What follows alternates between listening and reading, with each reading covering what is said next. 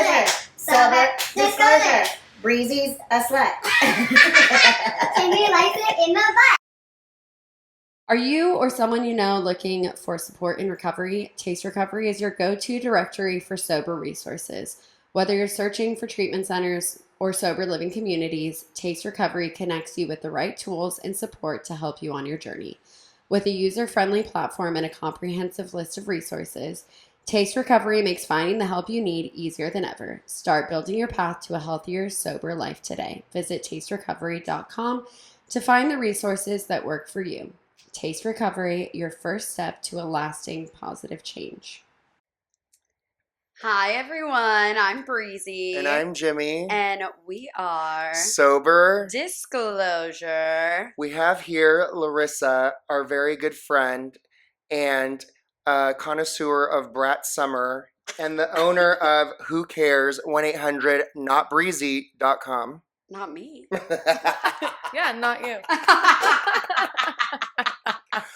Clearly, I don't give one fuck today. I just showed up with day 2 lip filler, bruised as fuck, and on camera. Bruised on the face and bruised below the belt. Honestly, Not me. biggest flex. If you're bruised on We're your talking lips, about Larissa. I haven't had sex in a year, so not me. Oh. Oh, This God. one episode, Jimmy was like, actually, I feel like I really need to give Damon a blowjob. It's been a while. That's very thoughtful of you. I know. It's like our listeners just love hearing all of this. No filter. No filter at all. We Okay. love. So anyways, hi Larissa. Would you like us to call you Larissa or Larz today? Larz. Larz. Yeah. I never call you Larz. Okay, Larz, so tell us, how much time sober do you have? I have almost 18 months. My sobriety date is February 5th of 2024. Which I love because that is my ex's birthday. February 5th? Yeah. Oh my I told you God. that. Garrett? Garrett. Courtney's brother. Oh my gosh. Yeah, That's awesome. Literally his brother, It would which be. is why we all connected probably. Yeah. That's I so love that. crazy. And is this your first sobriety date? No. Tell us. No, I've had multiple sobriety dates. How many sobriety dates? Probably really trying. Probably this is my 4th one. Mm-hmm. Yeah. I tried getting sober for the first time when I was 16 because my guy got caught smoking heroin. And then I went to rehab for my first time when I was 21 and did that dance in Lake Arrowhead, then to LA. And I was in LA in an IOP program for 10 months. And then I moved home. And I remember going to the Dana Point Hardcore Harbor meeting at 7 a.m. in the morning, like trying to like get on my feet here and like continue my meetings and stuff. And I just sat in the back, hoodie on, didn't raise my hand, didn't share, didn't introduce myself to anybody. And then I drank. And then I relapsed. I went back to rehab when I was 22. And I got like 2.5 years of sobriety, doing the thing in like Dana Point, Laguna Beach, going to Gucci, like Miss AA. And then I've always just been so obsessed with being a normie. Mm-hmm. Like, Mm-hmm. I've like cried over being an alcoholic. Like, Yeah. just so sad that I can't drink I like a love normal that you person. said that. Yeah. Because a lot of Yeah. people feel like that. Yeah. Oh my gosh. I was like, just thought my life was over. And how old were you? Did you say you were 22? Yeah. When you got 2.5 years, so Yep. you were from 22 To like 24. Okay. Uh-huh. You were in the program. Yep. And sober. Okay. Yeah. And then at 24, I started working at a salon in Dana Point. Mm-hmm. What was the name of it? Bronze Bunny. Oh, yeah. Uh-huh. You There's did one say here in Newport, Newport. Costa Mesa. Yeah. Mhm. And I was like 1 foot in, 1 foot out of the program and obsessed with drinking like a normal person. And we served champagne to our clients. You really need to throw the bananas out. It's time. And I was 1 foot in, 1 foot out, and obsessed with being normal, fantasizing about being able to control my drinking, and just so delusional. While you were still going to meetings. Yeah, and then like starting to work in a place that served champagne all day long didn't help. And then Christmas party, Bronze Bunny Christmas party, it was on. Yeah. Yeah, it was on. But before that, I drank that night. But before that, I put cocaine in my coffee. And I'm so delusional, and I will justify and like explain like powdered myself. cocaine? Powdered cocaine in my coffee. Oh my God, I would die. Yeah, it was gnarly. Being on cocaine without alcohol is stupid. Being on cocaine with coffee. It's freaky. Yeah. Yeah. I would think people were after me. Yeah, dude, it was like. Yeah, Oh my God, I can on already see Larissa at Bronze Bunny in a bathing suit. Because Yeah. they sell bathing suits, right? So, we did for a little bit, yeah. Yeah. We would spray tan and sugar and do eyebrows and stuff. But, yeah, but when I did that, I was like, at least I'm not drinking alcohol. Okay. Yeah. Okay. Damn. Delusion. So delusional. Did you tell your sponsor at the time? No. No, No, I just never. slowly, never. I just kind of slowly started to not answer her phone calls, not go to meetings, and I just kind of phased myself out. I was actually just with my friend Lauren, who was one of my first clients at Bronze Bunny. We've stayed friends this whole time, and I was just with her on Thursday, and she was telling me how she remembers how I would, because I'll convince any normal person that doesn't know the program or alcoholism at all that I don't have a problem and that I'm fine. Yeah. And she was like, dude, I remember you being like, yeah, my sponsor keeps calling and I don't need it. I'm not an alcoholic. Like, I don't need, like, I think I can control myself. And Yeah. we were just at lunch on Thursday and I was like, whoa. You like, forgot. That is wild. Yeah. Yeah. I've like blacked out a lot of my life. Oh, for I sure. don't remember a lot of things. Same. And so when people tell me things like that, I'm just like, whoa, I told you that. And I was serious. I meant it. No, yeah, of Mhm. course. Of course. Yeah. The delusion. Mm-hmm. And she was So real. sitting there co-signing it, or she was like Sitting there, she was in like, fear. she was a little bit in fear. Yeah. Yeah. She's like, I remember you telling me this. And I'm like, I don't know, Larz, but like whatever you think is best for you, you know? Yeah. And she also at the time didn't know me for even like a year. You know what I Yeah, mean? Like she yeah. only knew me for like 6 months, maybe. Yeah. Maybe. So she didn't know. Did Those she poor people. see the shift in you when you started drinking again? Yeah, totally. Yeah. Yeah. And the fact that you guys were able to remain friends is pretty incredible. Yeah, absolutely. Yeah, I think she could tell that, like, you know, because then I'm drinking at work and I'm like in the back in the employee room, like just sipping on Bellinis all day long. And I just reek of champagne. Like, that was like the big, like, because I mean, I worked there for 6 years and I was out for 6 years. Wow. So I did most of my drinking during that time, that like lapse part. Yeah. At Bronze Bunny at work, you know, just popping quarters of Adderall throughout the day, drinking champagne, and shocked that I ever had a client that actually came back to me. I never got any complaints, but I would black out at work.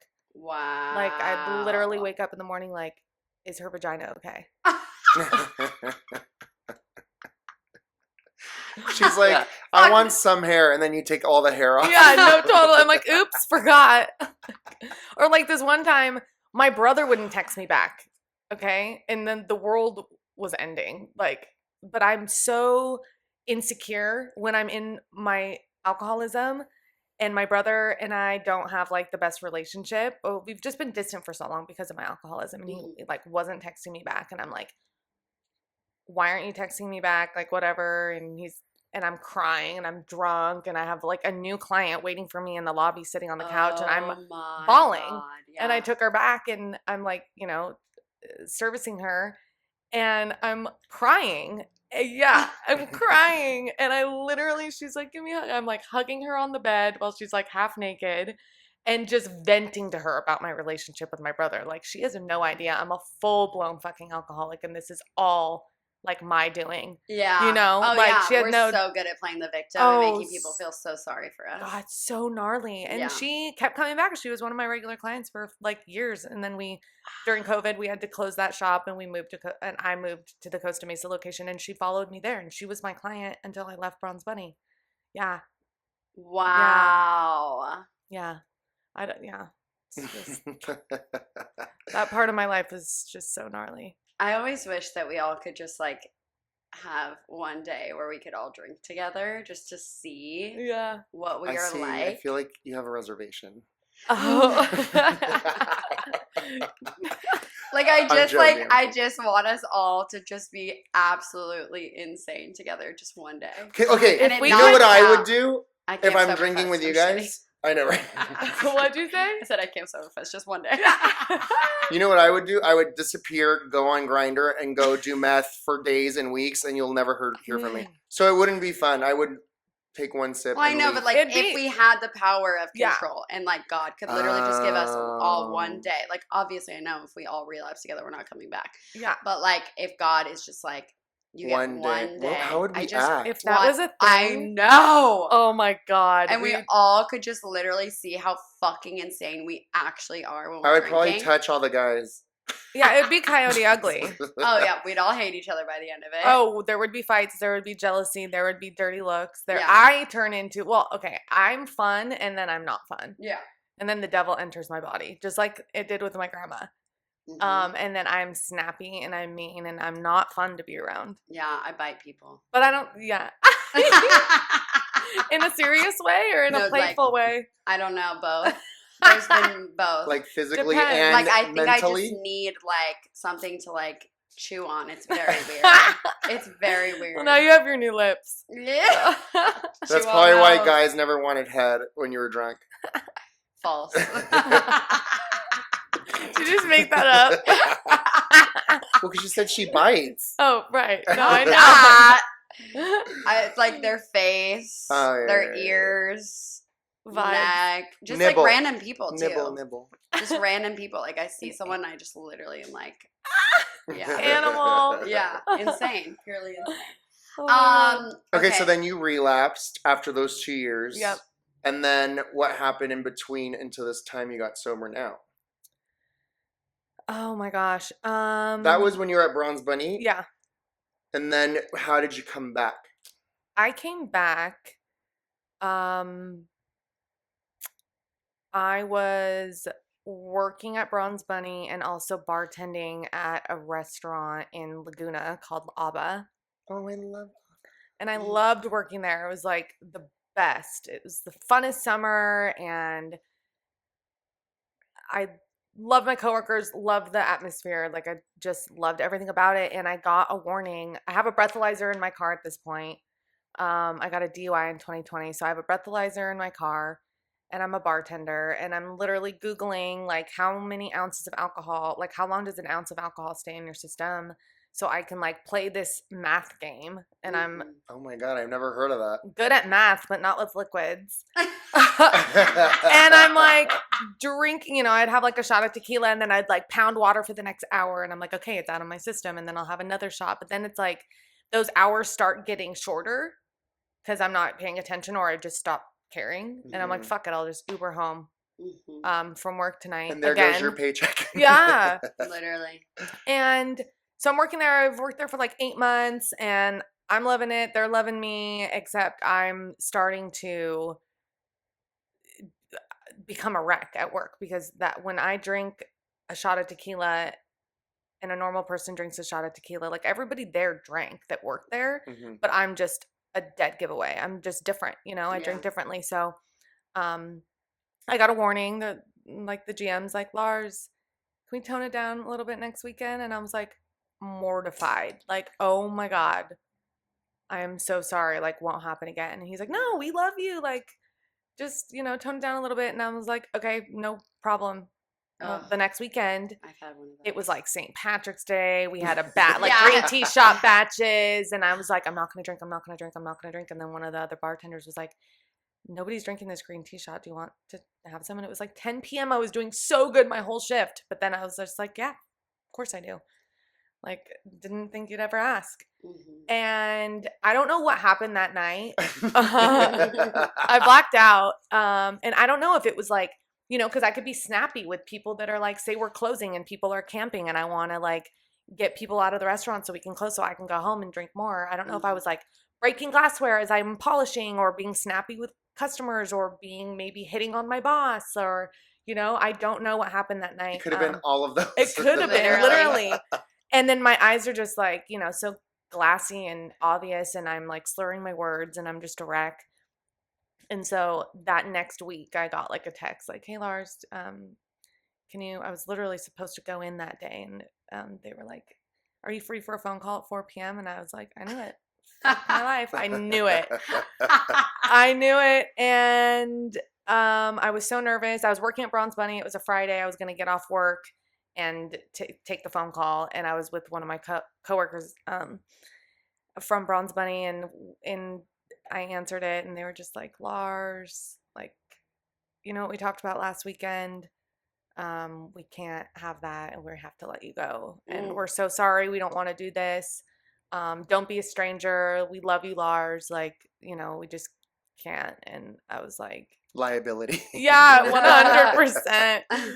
And I was just super in acceptance. Like, I didn't try begging for my job back. Like, I just felt defeated, and I have gotten fired from every single one of my restaurant jobs for that reason. Yep. I worked at the Rooftop, got fired on 4th of July. I got 4th of July is my thing. I got fired from Jimmy's Famous American Tavern in Dana Point on the 4th of July. I love a pregame and drinking on my shit, you know, going over to the next bar on my breaks and just like, you know, taking shots and whatever. And those times I've always like tried to get my job back. This time I just like, I felt like I died inside. I was so humiliated, so embarrassed. It had been a minute since I had been fired from a job for drinking. And like now I'm older. I was like 29, I think, at the time. And I was just like, I bawled my eyes out. And that night I was going on a double date with my friend Elise, her sober boyfriend, and his sober friend. Oh. And the night you got fired. Yeah, the night I got fired. Yeah. God's I timing knew. Is so divine cool. intervention. Like, yeah, 100%. Because earlier in the day, like I was supposed to go from Bronze Bunny to ABBA and work my bartending shift. But when I got that text in the morning, "Can you have a phone call at 4 p.m.? I knew. Yeah. So then Elise is like, "Well, I'm going mini golfing with Chase and his sober friend. Oh my God, that's such a sober date. If you want to," I know. Let's go mini golfing. Fucking. It's fun one time. Dude, oh, totally. Like fucking boomers, dude. Yeah. One time. You get so over it. Because you can't afford Disneyland, so you go to mini, you know what I mean? Yeah. You just don't want to go to Disneyland. Or literally, whatever. I hate Disneyland. Yeah. No, same. We're the same person. Disney adults cringe. Okay, anyways, dude, so yeah, we go mini golfing, whatever, and I go to Disneyland. Okay, keep going. We know. Yeah, it shows.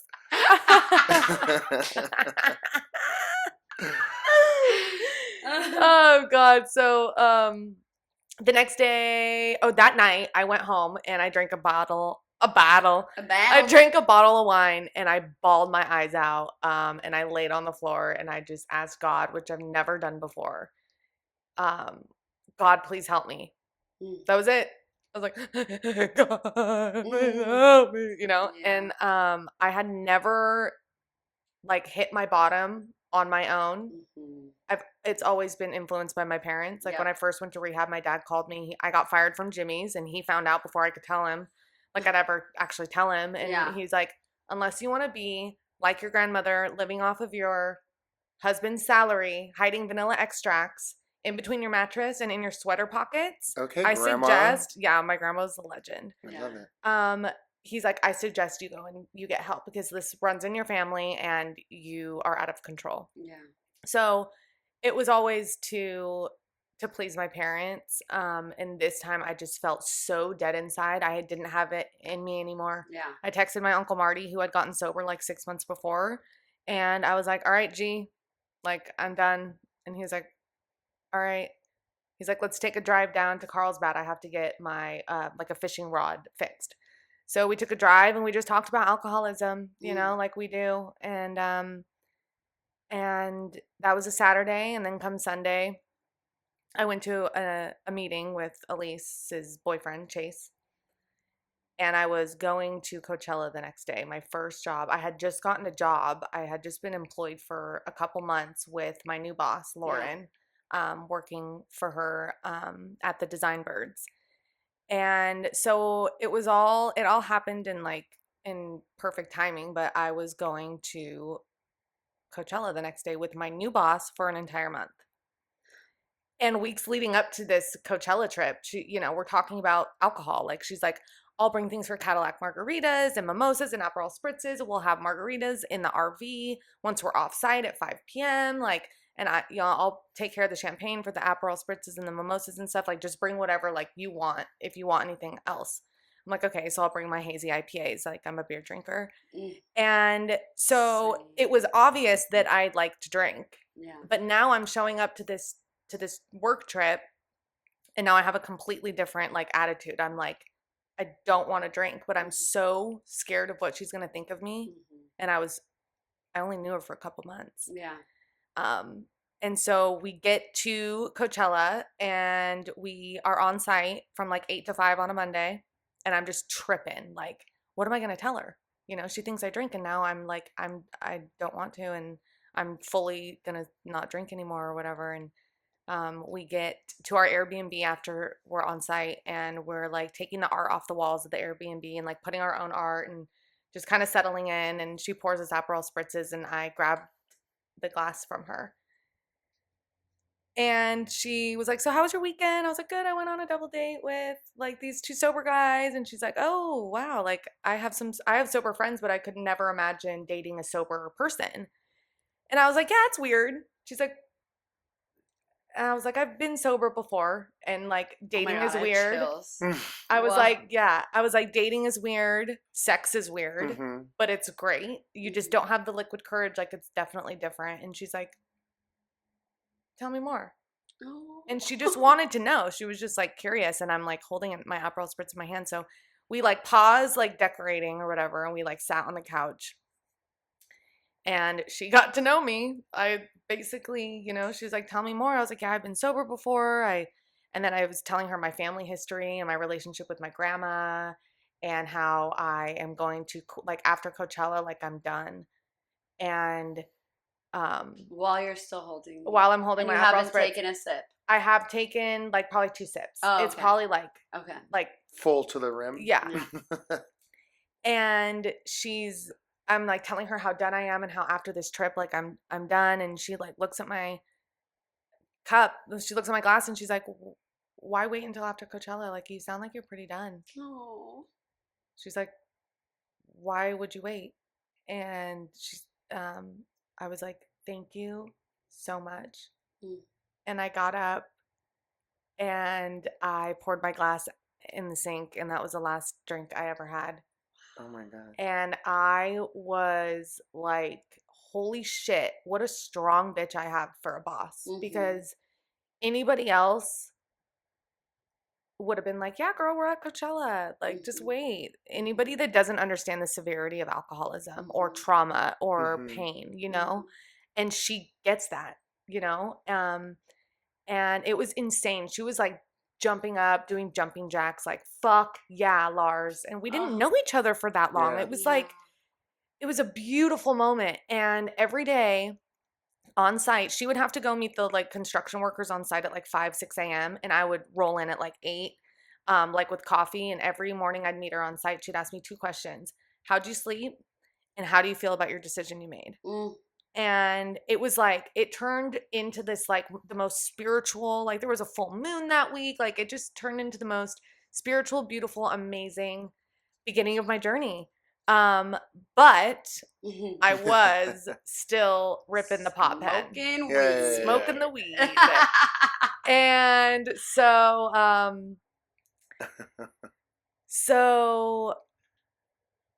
I'm like not drinking, and it's amazing. And April 4th was like my date, but I was smoking pot. And so I keep smoking pot, and like 5 months go by. It's like September, and I lose 30 pounds in 30 days without trying. I go from 130 to 103 in a month without trying. Whoa. And I'm so skinny and sucked up. Everybody, all my family and friends are asking me if I'm okay, especially my mom. But I'm just like, Mom, you're annoying. And I'm like, as much as I didn't, like, my face was way too skinny and I almost looked like manly, I was down to be skinny, Yeah. you know? Yeah. So I wasn't really tripping until my boss, Lauren, she goes, she's like, hey, are you like okay? If you have like an ED you want to talk about, Mhm. like, I'm here for you. And I was like, what's an ED? And she was like, an eating disorder. And I was like, oh no, like, I'm good. Meanwhile, the pot, and I look back and I know that it was pot and it was stress. Untreated alcoholism too. I wasn't eating. I would go like 3 days without eating. The weed, went from like giving me munchies when I was like a teenager to completely curbing my appetite. Almost like how energy drinks give people so much anxiety they can't have it anymore. They can't have energy, like caffeine anymore. It was like the weed was curbing my appetite so much I wasn't eating. And I started seeing a somatic therapist. So I'm doing these Zoom calls with this somatic therapist, and What's a somatic therapist? it's like body awareness, like trauma, like the way your body reacts to trauma, and like really getting down to the root causes. And she was amazing. And her husband hosted a breathwork session every Thursday night on the sand in Huntington. So I'm like going to therapy once a week, going to their breathwork sessions. I'm living with my best friend at the time. We've been best friends since kindergarten. And I'm so restless, irritable, and discontent to where I think I'm bipolar, but I'm not understanding that it's because of untreated alcoholism. And I would literally be like, we'd be laughing on the couch one minute, and then she would like do something that I thought was annoying, and I would be like irritated, like Just snap. total snap. Yeah. Mhm. And she knows me. It's written all over my face. I'm annoyed. Like, Yeah. I'm in a mood, Yeah. like, watch out. And I am like talking to my mom and thinking I'm bipolar. And I'm like, there's no other explanation. Like, there's something wrong with me. I'm bipolar. And my mom's like, I don't think you're bipolar. Like, you've never given bipolar. She's like, you need to be around other alcoholics. And my mom's in South Carolina, and so we're like on the phone, and I'm just like, no, Mom, I don't feel like I want to drink. I don't need to go back to AA. She's like, I know you don't feel like you want to drink. Like, I'm not worried about that. I think you just need to be around them. And I was just like, whatever. I wasn't willing to give up smoking pot. I thought I was going to smoke pot for the rest of my life. Was not a problem. And so I go on my health insurance app, and I schedule a telehealth appointment with a doctor. And in 17 minutes, I'm bipolar. She diagnosed me bipolar. And I told my mom. Fuck up. Yeah. Oh my God. And my mom was fucking pissed. She's like, Yeah. you're not fucking bipolar. Yeah. This is the problem with the system. They're Yep. prescribing you medications just to mask the problem. You need to be around other alcoholics, Larissa. That is your solution. And I'm just like, I never picked up the prescription, the medicine. And I just was just like, fuck, but I wasn't willing to give up weed. So in the middle of that was probably like October, November. Okay. I'm like going to get my hormones checked. I'm like, what's wrong with me? It's got to be literally anything else. Anything but the Relate weed. So Yeah, hard to that. But weed and the solution of being around other alcoholics. Literally anything else. Totally. Yeah. So delusional. And then in the middle of January of last year, it was January 13th. It was a Saturday night. It was like 7 p.m. on a Saturday. I'm getting ready for a girlfriend's 30th birthday. And I'm doing my makeup at my vanity. And maybe, how on iPhones it says maybe and they'll guess the person that's calling you when you don't have their number saved. And so I didn't have my old sponsor's number saved in my phone anymore. And Michelle was my sponsor. Maybe Michelle. Yeah, it's like maybe Michelle L. And I was like, and I hadn't talked to her in years. And I was like, holy shit. And my heart dropped, and I answered it. And we talked for like 30 minutes. I'd like stopped doing my makeup, and I was like, hey, Michelle. And she's like, hey, in her little voice. And she's like, how are you? I was like, I'm good. How are you? And she's like, good.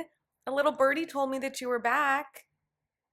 Because I had stopped drinking alcohol, and I started a sober Instagram called House of Larz. I'm like, look at me, I stopped drinking. Hashtag weed only. Yeah. Hashtag Cali sober. Totally. You're like, Demi Lovato made it cool. Yeah. So my like New Year's resolution was to finally start this like sober Instagram page. And so I did. So we were going strong for like 10 days or whatever, you know? And so, so she's like, a little birdie told me that you were back. And I was like, oh, I'm back, but I'm not back. Like I'm still smoking weed. And she's like, oh, you're doing the California thing. Well, that's your story to tell, honey. She's like, well, I'll be at Legacies tomorrow night if you want to meet me there. And that is a speaker meeting in Laguna Hills and one of my old regular meetings. And I was like, I will be there. And she's like, come over to my house and me, you know, we'll ride together. And so we did. And I got there and I just felt like I could breathe. And it was like a big warm hug, seeing all the people from my past that have stayed. And it just felt like home again. And within 2 weeks, I asked her to sponsor me again. And she was like, yeah, but don't be mad. How do you feel about stopping smoking pot? It's not going to be the same going through the 12 steps. And I was like, I threw a fit. I threw myself on the floor. I cried. We were in the car about to go into a meeting and I'm bawling because I have to change my date from 4/4 because I'm a numbers girl. Yeah. 4/4/24. Like I was so into that. And so I just cried and I was like, I have to stand up as a newcomer. And she was like, yeah. I was like, I had just taken 9-month chip. No way.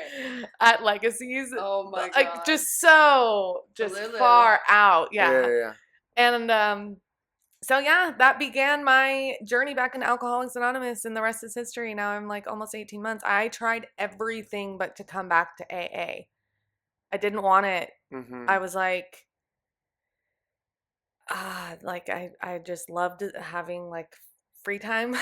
There is no free time. There is no free time. You're giving up your life, but it literally is giving you a life. Like I have to remember when I get into my selfish, like I have no time. Like I only have this full life because of my sobriety, you know? And I obviously have proven to myself if I am not going to. I was just saying that this morning. Oh yeah. Yeah. If I'm not going to meetings, I am giving myself ideas so quickly. Yeah. Like it has happened time and time again where I will start even after telling you right now how I cannot drink like a normal person. I will convince myself. Yeah. That I can do this. Yeah. You know? That we're normies. And it's a nightmare. Yeah. Yeah. Absolutely. So that was getting to your sobriety. Let's get into that first year of actually being sober. So what really changed this time versus the time that you had 2.5 years? Oh my God. I think the biggest thing, 2 things. I hit my rock bottom totally on my own, and this was like a spiritual thing, right? Like I've had all the physical consequences, the DUIs, the totaling of the cars, the hospitals, all the things that come with alcoholism. I have never once felt this dead inside than I did when I got fired from that job.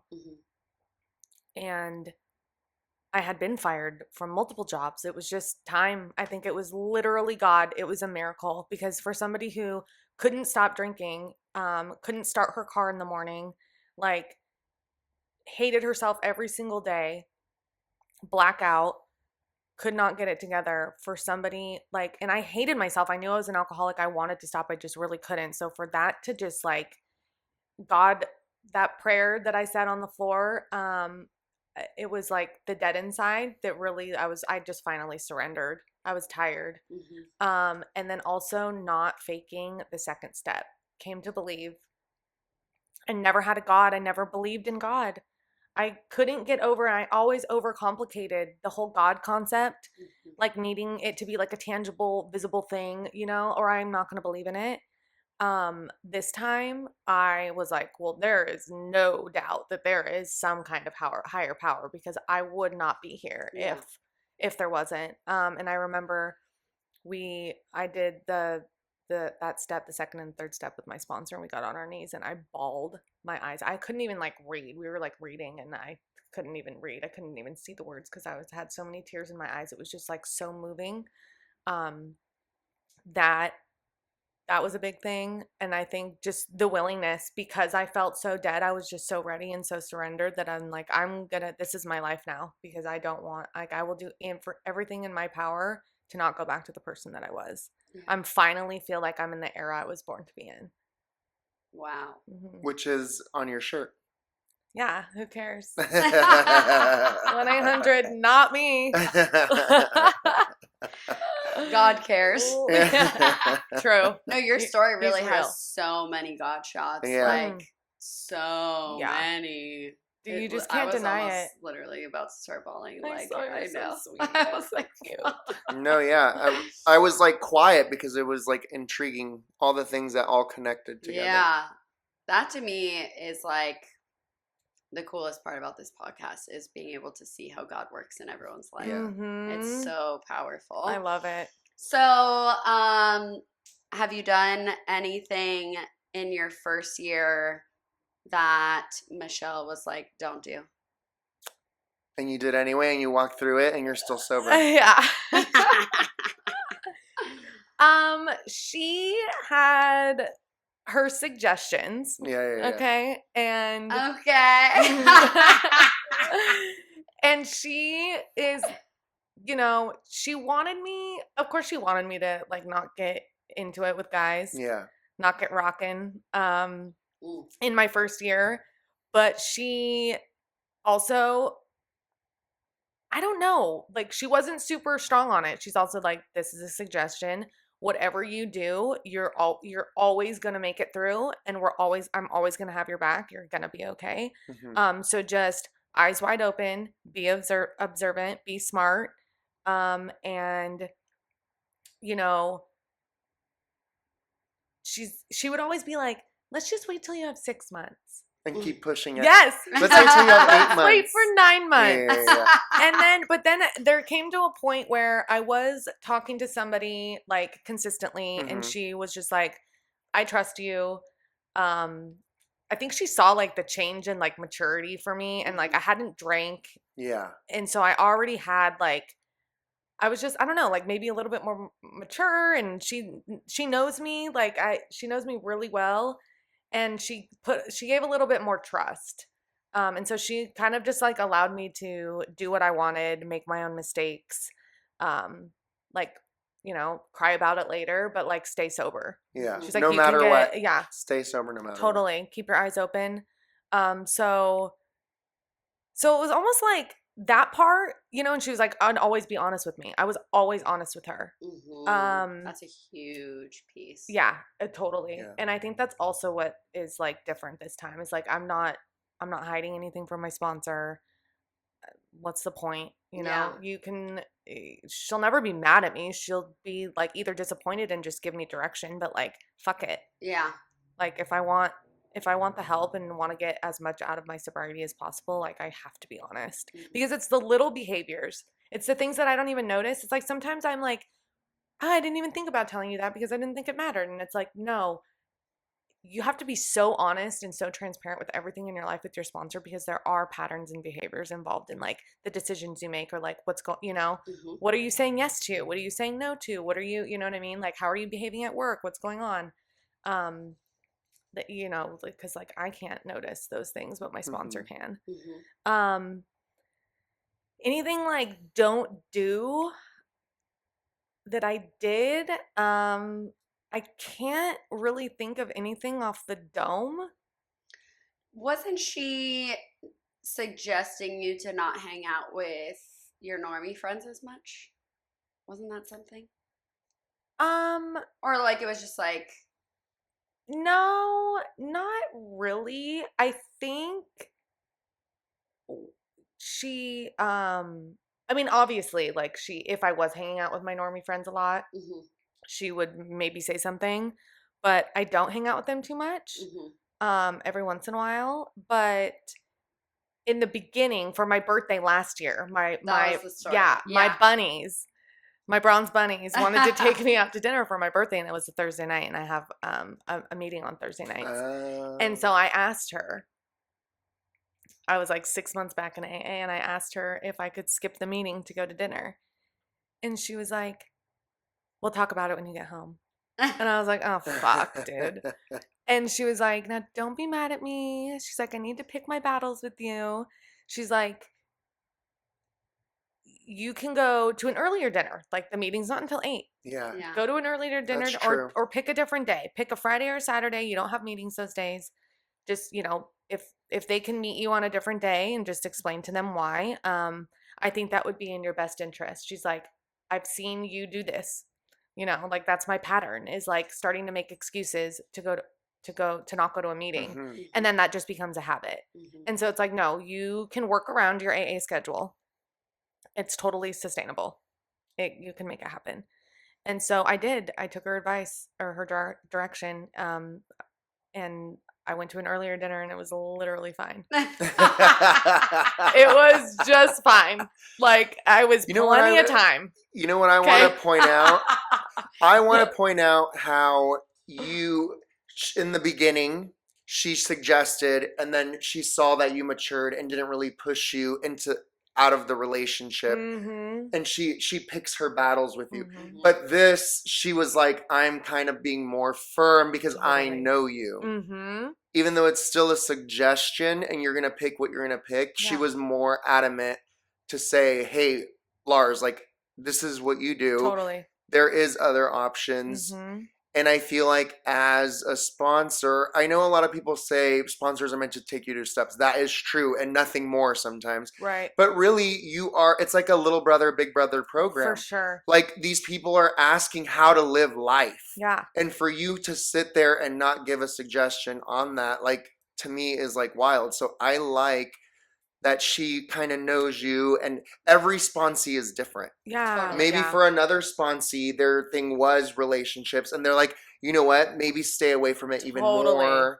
And then and then that sponsee can skip the meeting and go to dinner. Mm-hmm. Do you know what I mean? It's just, it's my job to see every sponsee and tell them what they normally do and what would be like good or not for them, in a sense. Totally. I like that. Yeah, no, it's great. It's like a curated plan, case by case, like case by case. Yeah, and she even started like tearing up when she was like telling me this. Like, she's like, I don't want to see you leave again. Yeah. And I was just totally, I'm willing to do what it takes. And so, and I'm happy I did that. And I'm happy that really provided a very solid, strong foundation for my first year. Because now my feet are trained, and it's a way of life. It's a lifestyle, and it's my life. How much and I wouldn't know you guys. And I grin and bear it. Yeah. How much time did you have when I met you at Camp Soberfest? I had, from February to August, that's 6 months. Oh, that was that same year. Yeah. Oh, nice. Mm-hmm. Yeah. All I remember is like, who's this fucking hot chick laying out in the sun with her neon hat? Just like blasé, like everyone walks by, she's like, hi, and then she just keeps tanning. She keeps tanning. If there's one thing about me, I'm gonna keep tanning. Yeah. No, I loved it. I was like, I couldn't stop staring at you. I was like, who? And then she would turn over, try to read. Am I correct? Yeah. Try to read, and she put it down. Wait, I'm like, this bitch is trying to read.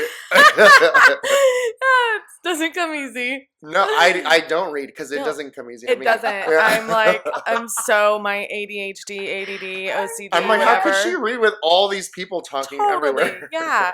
I'm like trying to be zen.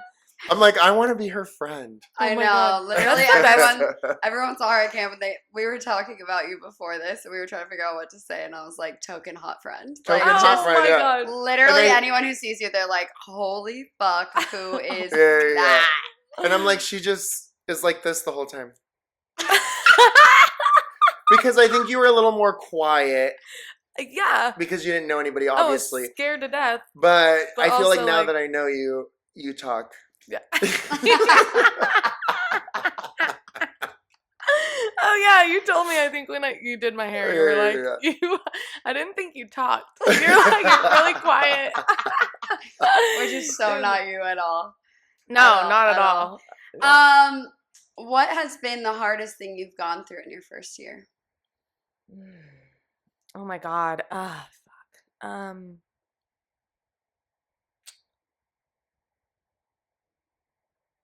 Imposter syndrome, I think. Not believing in myself. Not self-worth, because I have that. Like with men, I definitely have that. It's like Period. Yeah. I know, right? Yeah. I'm really proud of myself. Yeah. Like how I've carried myself through like certain situations and situationships in my first year, but Same. like belief in self. Yeah. It's like there's something to be said for like being blacked out for so many years in a row, hating yourself every single day and not making good decisions, and it like tacks away at your self-esteem. You know what I mean? Like I had zero self-esteem when I came in here. And so getting this job. Jizob. Jizob. She's rapping. Put it on a t-shirt. Oh my God, I love that. Oh my God. So getting this job in like a design agency, I'm like, holy shit, it's a brand new world. I'm used to like hospitality, restaurants, salons. Because you wanted to drink. Yeah, totally. Yeah, fuck yeah. Right. And I've always had like a creative mind, and like, you know, with fashion and design, like aesthetics, like has always been important to me. And working in this field, like I have like the tiniest belief in self, and my new boss, Lauren, and I've been working for her like for 2.5 years now. It's really like it's been the biggest journey of learning and just not thinking that I'm good enough, but taking contrary action, doing my best, having her believe in me until I can believe in myself, and like even 2.5 years later working with her, but really 1.5 years being all the way sober, it's like I'm finally getting to that point to where I am believing in myself. Like, no, I am a bad bitch. Like you deserve that job. Totally. Can you tell me what the job is? Because I think it's pretty cool for people to know. Yeah. It is a design agency based in Los Angeles. So I do project management. I run all the socials, and I'm the on-site stylist. We do brand activations and events for like Neutrogena, Coachella, Stagecoach. That's how she has good skin. It's probably so shiny right now, is it? No, it's a little perfectly. It's a perfect matte shine. Glow.